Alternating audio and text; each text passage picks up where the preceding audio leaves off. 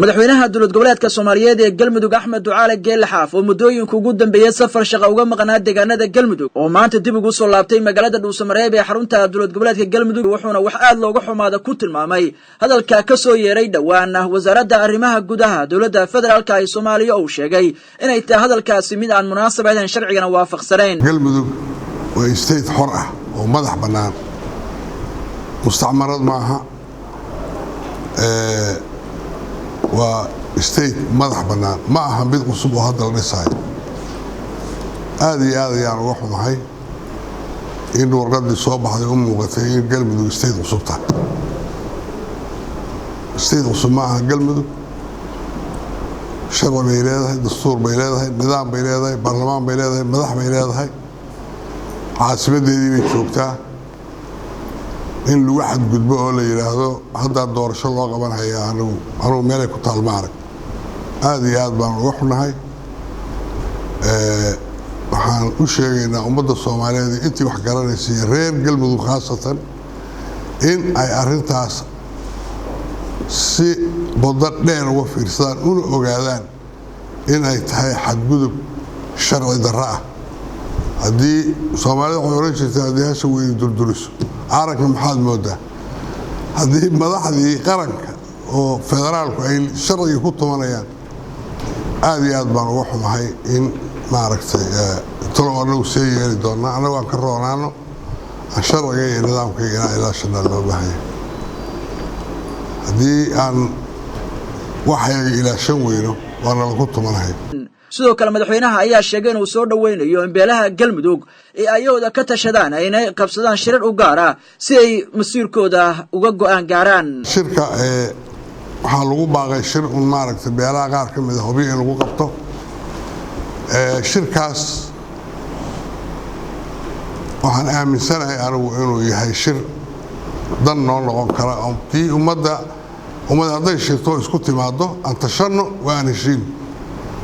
haddii ummadi tashato oo ay mowqif qaadato oo mustaqbalkeeda ka tashato wax lagu farxa weyn in laga naxa maaha in la diidana maaha laakiin waa inuusan ahayn mid annaga dhibaato loo keeno dhabarka naga sheegnay.